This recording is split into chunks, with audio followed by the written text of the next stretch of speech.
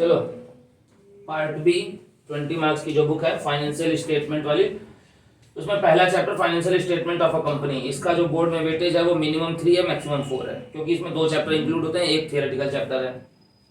ठीक। Financial statements, financial statement 11th में भी हमने पढ़ा है। फाइनेंशियल स्टेटमेंट क्या होता है? 3 चीजें 11th में आती थी। क्या क्या आती थी? ट्रेडिंग अकाउंट, दूसरा प्रॉफिट एंड लॉस अकाउंट, और तीसरा balance sheet. Balance sheet account नहीं होता था, स्टेटमेंट था। कंपनीज में फाइनेंशियल स्टेटमेंट 2 तरह के पढ़ने होंगे, एक होगी बैलेंस शीट सर, दूसरी होगी statement of profit and loss. Balance sheet हो या statement of profit and loss हो, ये आपका किस एक्ट से गाइडेड होती है? गाइडेड एज पर, कंपनी की बात है तो कौन सा एक्ट चलेगा? Companies act 2013। ठीक है, तो शेड्यूल 3 जो कंपनीज एक्ट में जो शेड्यूल 3 है उसके अकॉर्डिंगली चलेगा, एज पर शेड्यूल 3। ठीक। जो बैलेंस शीट होगी वो पार्ट 1 होगी, और जो statement of profit and loss होगा वो पार्ट 2 होगा। एक गलती बच्चे करते हैं, statement of profit and loss के आगे अकाउंट लगा देते हैं। ठीक है, अकाउंट नहीं लगता है। स्टेटमेंट अगर किसी चीज के आगे वर्ड लग गया तो वो अकाउंट नहीं हो सकता। तो statement of profit and loss सिर्फ होगा, statement of profit and loss account नहीं होगा। जो अभी तक जो तुमने बैलेंस शीट देखी है, पूरा 11th पढ़ लिया, आधा ज्यादा 12th पढ़ लिया, उसमें तुमने पूरी पार्टनरशिप पढ़ ली। बैलेंस शीट कैसे बनती थी? टी से। ठीक है, ये तुम्हारी बनती थी बैलेंस शीट, 2 पार्ट में बंटती थी। ठीक है, लेफ्ट हैंड साइड क्या होता था? लायबिलिटीज, और राइट हैंड साइड एसेट्स। ठीक। ये जो बैलेंस शीट है ये क्या है? वर्टिकल शेप है। वर्टिकल मतलब अब बैलेंस शीट टी शेप नहीं बटेगी, अब बैलेंस शीट ऐसे डिवाइड होगी। ये वर्टिकल ऊपर से नीचे आएगी, तो ऊपर जो लिखा जाएगा फर्स्ट हाफ, ये हो गया बैलेंस शीट का फर्स्ट हाफ, और ये हो गया सेकंड हाफ। फर्स्ट हाफ में जो लिखा जाएगा वो लायबिलिटीज लिखा जाएगा, और उसका नाम हो जाता है इक्विटी एंड लायबिलिटीज। और सेकंड हाफ में क्या लिखा जाएगा? एसेट्स। ठीक है। अब जो बैलेंस शीट होती है फाइनेंशियल में, उसमें क्या होता है? 2 कंसेक्यूटिव ईयर के फिगर्स होते हैं। इस बैलेंस शीट में जो तुम पढ़े थे, एक ही साल का अमाउंट होता है ना, सिर्फ करंट ईयर का। इसमें 2 साल के होंगे। करंट ईयर का पहले होगा और दूसरा किस साल का होगा? प्रीवियस ईयर का। प्रीवियस ईयर का बाद में होगा। तो चाहे बैलेंस शीट हो चाहे statement of profit and loss हो, contain figures of 2 consecutive years, 2 लगातार 2 सालों के फिगर्स इसमें क्या किए जाते हैं सर? लिखे जाते हैं। अब मैं ये बता दे रहा हूं जो जरूरी चीज है, 2 कॉन्सेक्यूटिव ईयर्स। इस चैप्टर से आना क्या है? मीनिंग वगैरह रिवीजन में इतना बहुत जान डिटेल की जरूरत नहीं है। इस चैप्टर से जो आना है वो तुमसे पूछेगा, मान लो कि बैलेंस शीट में तमाम कंटेंट है, कंटेंट में से कोई एक चीज उठाएगा और उससे पूछेगा कि हेड और सब हेड। फॉर एग्जांपल इन्वेंट्री, तो इन्वेंट्री नहीं तो आंसर ही लिख दिए। सबसे कॉमन पूछ रहा है लूज टूल्स। ठीक है, अब लूज टूल्स के लिए ये तुम्हारा हो गया आइटम। अब लूज टूल्स किस हेड का पार्ट है? हेड, और बगल में हम लिखेंगे सब हेड। तो लूज टूल्स का हेड क्या है? करंट एसेट्स, और सब हेड क्या है? इन्वेंट्री। तो बस हमको यही इस चैप्टर में मालूम करना है। तो मैं बस इक्विटी एंड लायबिलिटीज में हेड सब हेड ये डिवीजन कैसे होता है बस ये बता दूंगा, प्रॉफिट एंड लॉस का डिवीजन बता दूंगा, बस काम खत्म। हेड सब हेड जो है वो बुक्स में गिवन है। ठीक है, इसको नोट करो, फिर चलते हैं आगे। चलो इधर देखो, कंपनी की जो बैलेंस शीट है वो 2 पार्ट में डिवाइड होती है। पहला पार्ट है इक्विटी एंड लायबिलिटीज, दूसरा पार्ट है एसेट्स। बता चुका हूं वो कैसे बनेगी। वो आपकी वर्टिकल बनेगी, तो ऊपर वाला जो पार्ट है वो बनेगा इक्विटी एंड लायबिलिटीज, और दूसरा नीचे वाला जो पार्ट है वो आपका बनेगा एसेट्स। ठीक है, ये हो गया पार्ट 1, ये हो गया पार्ट 2। अब जो पार्ट 1 है वो 4 हेड में डिवाइड होता है, उसके हेड होते हैं 4। ठीक है, जो ये लिखा हुआ है। अब हेड नंबर 1, 3 और 4 ही सिलेबस में है, 2 सिलेबस में नहीं है, तो इसलिए उसको हमने नहीं यहाँ लिखा। हेड नंबर जो पहला हेड है सीक्वेंशियल हम बात करते हैं, जो फर्स्ट हेड है वो क्या है?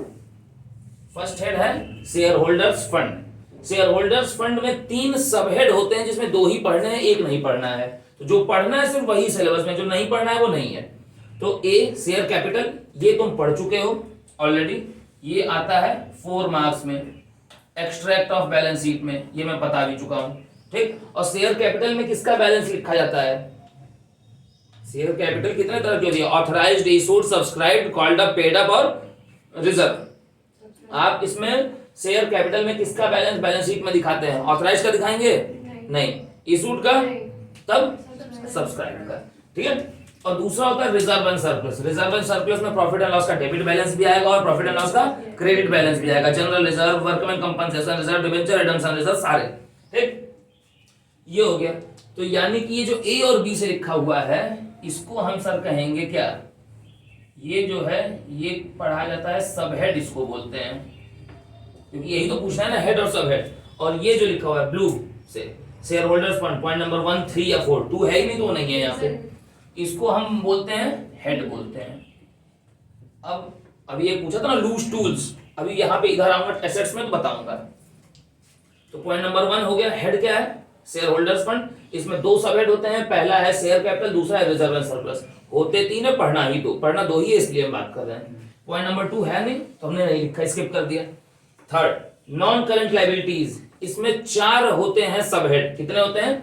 नॉन करंट लायबिलिटीज आपका हेड है, इसमें सब हेड होते हैं 4, तुमको पढ़ने हैं सिर्फ 2, ए वाला, उसके बाद बी वाला और सी वाला नहीं है सिलेबस में, फिर डी है, ठीक है। तो लॉन्ग टर्म बोरोइंग्स और लॉन्ग टर्म प्रोविजंस, ये क्या है तुम्हारे? ये हेड है कि सब हेड है? सब हेड है। फिर करंट लायबिलिटीज, ये क्या है? फोर्थ, ये हेड है। करंट लायबिलिटीज में कितनी लायबिलिटीज होती हैं? 4, ठीक है। शॉर्ट टर्म बोरोइंग्स, इसमें चारों पढ़ना है। ट्रेड पेएबल्स, ट्रेड पेएबल्स तो सबसे आसान है, सबसे इजी है। इसमें 2 ही चीजें आती हैं, एक आती है क्रेडिटर्स और दूसरा आता है बिल्स पेएबल। तो ये जो ए बी सी डी है, ये चारों क्या है तुम्हारा? करंट लायबिलिटीज अगर हेड है तो ए बी सी डी क्या माना जाएगा तुम्हारा? सब हेड माना जाएगा, ठीक है। अब आ जाओ बैलेंस शीट का पार्ट नंबर 2, एसेट्स। एसेट्स कितने हेड में डिवाइड है? दिखाई दे रहा है, बताओ बोर्ड पे। पहला क्या है? नॉन करंट एसेट्स, पहला हेड है। और दूसरा हेड क्या है? Current asset. जो पहला हेड है वो कितने पार्ट में डिवाइड होता है? 5, ठीक है। सी वाला नहीं पढ़ना है तो वो स्किप कर दिए हैं। ए बी डी और ई 4 लिखे हैं, ठीक है, जो हमारे सिलेबस में है। ए जो है, जिसका पहले नाम इसका ए का होता था तुम्हारा, क्या ए का पुराना नाम क्या होता था? Fixed asset. इस साल से रिवाइज्ड बुक में आया है, इसका नाम आ रहा है property, plant and equipment and intangible asset.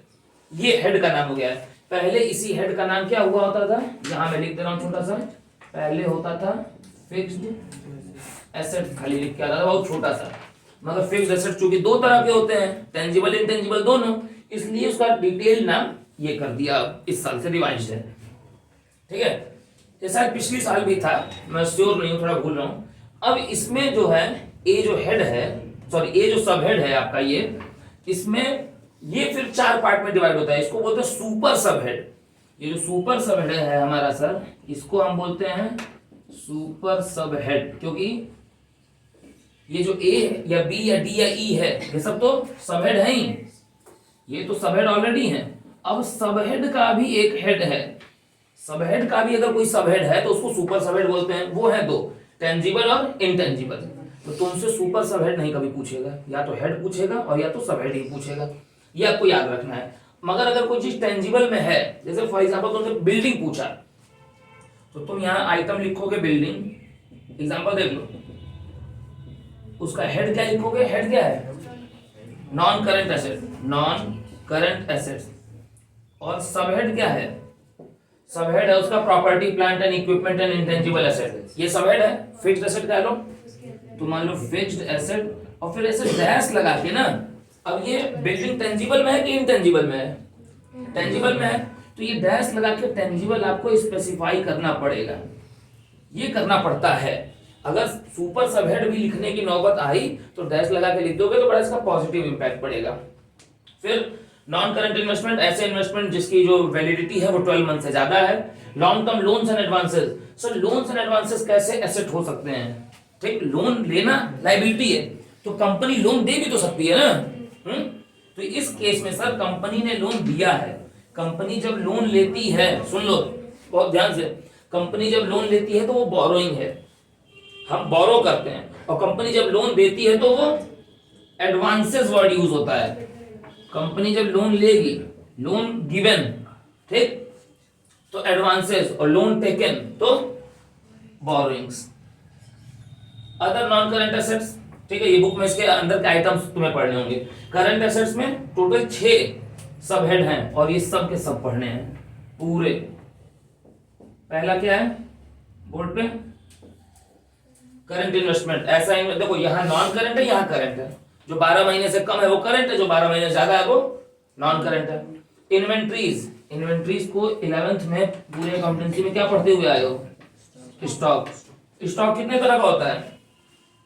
मेरे हिसाब से स्टॉक कई तरह का होता है, ठीक है। रॉ मटेरियल का भी स्टॉक हो सकता है, सेमी फिनिश्ड गुड्स का भी स्टॉक हो सकता है, फिनिश्ड गुड्स का भी स्टॉक हो सकता है, वर्क इन प्रोग्रेस का भी स्टॉक हो सकता है।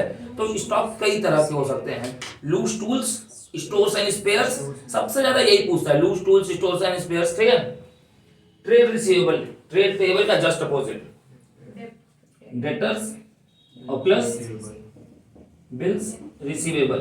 कैश एंड कैश इक्विवेलेंट में 4 चीजें आती हैं, cash in hand, cash advance, cheque and draft in hand, ठीक है, मार्केटेबल सिक्योरिटीज, ये सब कुछ 4-5 चीजें हैं। Short term loans and advances, भैया हमने लोन, अगर मैंने लोन किसी को 12 महीने से ज्यादा के लिए दिया है तो वो नॉन करंट, और मैंने तुमको लोन दिया मगर 12 महीने से कम के लिए दिया है तो वो करंट। और अदर जो कहीं नहीं आएगा वो कहाँ आएगा? अदर्स में आ जाएगा, ठीक है। जैसे अदर का एक एग्जांपल ले लो, प्रीपेड एक्सपेंसेस। प्रीपेड एक्सपेंसेस इसका सबसे बढ़िया एग्जांपल है, ठीक है। इसके लिए इनमें से कहीं ये नहीं स्पेसिफाई हो सकता, ये इसमें आ जाएगा। बुक में आपको यही अब देखना है, 3 नंबर में ये आएगा, बैलेंस शीट से ही आएगा। हेड सब हेड जो statement of profit and loss है उससे नहीं आएगा। जब भी आएगा इस चैप्टर से हेड सब हेड तो बैलेंस शीट से आएगा 95% केसेस में। अब एक और जरूरी डिस्क्लेमर, बस उसका पीएल का भी फॉर्मेट बना देना, कोई दिक्कत नहीं है। अब एक और जरूरी बात सुन लो एकदम बहुत ध्यान से। एक और चीज पूछता है हेड सब हेड के अलावा, मान लो कि 3 पॉइंट पूछा, 3 नंबर में 3 आइटम्स पूछा, जैसे प्रीपेड है, कुछ एक और है, कुछ एक और, ऐसे करके। तो आमतौर पे हम याद करते हैं हेड या सब हेड, ये याद करेंगे। जो मैंने बोर्ड पे लिखा यही हम याद करेंगे। सीबीएसई में दिमाग लगा देता है, कुछ चीजें तुमको पूछ देता है कहां से? फुटनोट से, कॉन्टिजेंट लायबिलिटीज से पूछ देता है। तो ये आपको कहां से क्लियर होगा सर? ये सिर्फ और सिर्फ सैंपल पेपर लगाने से क्लियर होगा, ठीक है। हाँ जैसे प्रपोज डिविडेंड, प्रपोज डिविडेंड कोई लायबिलिटी नहीं है, कोई एसेट नहीं है, ना करंट है, ना नॉन करंट है, ना कुछ है। तो ये आप जब नंबर ऑफ क्वेश्चंस लगाएंगे, ठीक है, या प्रीवियस 5 ईयर सैंपल पेपर उठा के बोर्ड के आए हुए रिलीज देख लो, उसमें निश्चित एक लूज टूल्स और स्टोर्स एंड स्पेयर्स तो गारंटीड मिलेगा इन्वेंट्री का, और एक कंटिजेंट जो लायबिलिटी एसेट है वो गारंटीड मिलेगा। प्रीवियस 5 ईयर्स उठा के देख लो, एक तो होगा ही होगा, ठीक है। कॉल्स इन एडवांस है, कॉल्स इन एरियर है, बहुत सी इस तरह की चीजें हैं, ठीक है। कॉल्स इन एडवांस जो है और कॉल्स इन एरियर जो है वो तुम्हारा एसेट और लायबिलिटी माना जाएगा, करंट एसेट और करंट लायबिलिटी। मगर कंटिजेंट के लिए भी एक बार ध्यान दे लेना, फुटनोट में बैलेंस शीट के मिलता है वो। तो ये बहुत बेसिक सी चीज हो गई। अब मैं तुमको बता दे रहा हूँ फॉर्मेट उसका, प्रॉफिट एंड लॉस का खत्म करेंगे उसके बाद। ये देखो format of statement of profit and loss, statement of profit and loss. देखो statement of profit and loss का फॉर्मेट मैं एक्सप्लेन करता हूं, उसके पहले कुछ जरूरी बातचीत जरा कर लें। प्रॉफिट एंड लॉस कैसे निकलता है, इधर देख लो। प्रॉफिट एंड लॉस कैसे निकलता है? मान लो कि तुम्हारी जो इनकम हुई है बिजनेस की, रेवेन्यू जिसको हम बोलते हैं, वो हुई है 5 लाख तुम्हारी कंपनी के इस साल, और तुम्हारी कंपनी के इस साल के जो कुल एक्सपेंसेस हैं तमाम तरह के, वो हुए हैं, एक्सपेंसेस जो हुए हैं वो हुए हैं तुम्हारे 4,80,000 के। तो मैं पूछ रहा हूं, मुझे बताओ प्रॉफिट हुआ कि लॉस हुआ? बताओ प्रॉफिट हुआ कि लॉस हुआ? 5 लाख की रेवेन्यू है, एक्सपेंसेस है 480 के, प्रॉफिट है कि लॉस है? प्रॉफिट है। कितने का? प्रॉफिट है आपको सर प्रॉफिट का क्रेडिट बैलेंस है आपका कितने का, ₹20,000 का। बस यही फंडा है प्रॉफिट एंड लॉस बनाने का। पहला रेवेन्यू फ्रॉम ऑपरेशंस, जिसको हम बोलते हैं नेट सेल्स, ये है, यहां पे लिखा जाएगा नेट सेल्स का अमाउंट सर। दूसरा हेड है अदर इनकम्स। अदर इनकम्स में क्या क्या आएंगी वो तुम बुक में से देख लोगे, ठीक है। इन दोनों को जोड़ोगे तो थर्ड पॉइंट आएगा टोटल इनकम्स। टोटल इनकम्स के लिए मैंने यहाँ पे इंडिकेट भी किया हुआ है 1 + 2, 3 = 1 + 2 होगा। दैट मींस सेल्स और अदर इनकम दोनों को जोड़ोगे तो तुम्हारी आ जाएगी टोटल इनकम। यहाँ पे सर अंडरलाइन करोगे, ये क्लोज कर लोगे ब्रैकेट। अब अगला हेड इनकम तो मिल गई तुम्हारी, इनकम सर हमें 5 लाख रुपीस मिल गई। अब हमें क्या जानना है, हमारे टोटल एक्सपेंसेस। एक्सपेंसेस के लिए एक अलग हेड बनाओगे पॉइंट नंबर 4 डाल के, और एक्सपेंसेस जो है वो 7 कैटेगरी में 7 सब हेड में डिवाइड होते हैं और वो यहाँ पे स्पेसिफाइड है, ठीक। Cost of material consumed 11th में इसको पढ़े हो COGS के नाम से, कॉस्ट ऑफ गुड्स सोल्ड के नाम से, ठीक। Purchase of stock in trade, change in inventory या चेंज इन स्टॉक, कुछ भी कह सकते हैं। एम्प्लॉइज बेनिफिट एक्सपेंसेस मतलब सैलरीज एंड वेजेस की बात हो रही है। सैलरीज और वेजेस ही नहीं, एम्प्लॉइज को मिलने वाला ग्रेचुइटी, पेंशन, प्रोविडेंट फंड, सब सैलरी एंड वेजेस, एम्प्लॉइज के ऊपर जो खर्च होता है। फाइनेंस कॉस्ट, ठीक है, जब हम शेयर्स वगैरह इशू करते हैं या हम लोन लेते हैं तो उसके लिए जो हमारा खर्च होता है उसको कहते हैं फाइनेंस कॉस्ट, जो सेम ईयर राइट ऑफ की जाती है। डेप्रिसिएशन, ये हमें मालूम है। एंड एमोर्टाइजेशन, एमोर्टाइजेशन डेप्रिसिएशन लगता है टेंजिबल फिक्स्ड एसेट पे और एमोर्टाइजेशन लगता है इनटेंजिबल एसेट पे। फिक्स्ड ही एसेट पे लगता है ये भी, मगर इनटेंजिबल। जैसे गुडविल पे डेप्रिसिएशन नहीं लगेगा, गुडविल पे जो डेप्रिसिएशन लगेगा उसके लिए वर्ड यूज होगा क्या, एमोर्टाइजेशन। और अदर जो कहीं नहीं आएंगे वो किस हेड में आएंगे, अदर एक्सपेंसेस में। अब ये सातों को जोड़ोगे तो तुम्हारा आएगा टोटल एक्सपेंसेस। 5 = लिखा हुआ है समेशन 1 to 7, 1 to 7 आपने सातों जोड़ दिया तो आपका आ गया टोटल एक्सपेंसेस, ठीक। अब टोटल एक्सपेंसेस के बाद profit before tax point number 6। Point number 6 कैसे निकलेगा, टोटल इनकम है हमारी, दैट मींस 6 = अब मैं लिख दूं total income point number 3 minus point number 5। Point number 4 नहीं होगा, पॉइंट नंबर 5 होगा, ठीक है। तो अब आ गया तुम्हारा प्रॉफिट बिफोर टैक्स, जिसको तुम और किस नाम से जानते हो बिजनेस स्टडीज में, बिजनेस स्टडीज में इसको किस नाम से जानते हो, EBIT के नाम से, ठीक है। और फिर टैक्स वो क्वेश्चन में गिवन होगा, जो भी परसेंट वो आप माइनस करोगे। टैक्स होता है वो क्या होता है, लेस होता है, इसीलिए मैंने ब्रैकेट में यहां लिखा हुआ है, ठीक। अब जब टैक्स तुम निकालो इस अमाउंट पे, ये वाला जो अमाउंट है जो ये सर्कल कर रहा हूं, इस अमाउंट पे इतना परसेंट टैक्स निकालोगे तो यहां आएगा। फिर इस अमाउंट में से, सर्कल वाले अमाउंट में से टैक्स का अमाउंट माइनस करोगे तो फाइनल आंसर आएगा प्रॉफिट आफ्टर टैक्स। यानी कि पॉइंट नंबर 8 कैसे आएगा, 8 आएगा तुम्हारा 6 - 7 करके, ठीक है। और प्रॉफिट आफ्टर टैक्स को भी बिजनेस में क्या तुम जानते थे, इस नाम से जानते हो, EAT, अर्निंग आफ्टर टैक्स, ठीक। ये सिर्फ करंट ईयर का है, इसी तरह प्रीवियस का ही बन जाएगा। ये हम सिर्फ इसलिए जानते हैं क्योंकि कॉमन सा है, जो कंपैरेटिव में ये काम आने वाला है, बस, ठीक है। इसके हेड ये है, head number 1 revenue from operation, head number 2 other income, head number 3 total income, head number 4 expenses, head number 5 total expenses. 4 और 5 के बीच में जो 7 पॉइंट है ये सब हेड हैं, ठीक। Head number 6 profit before tax, head number 7 tax और head number 8 profit after tax.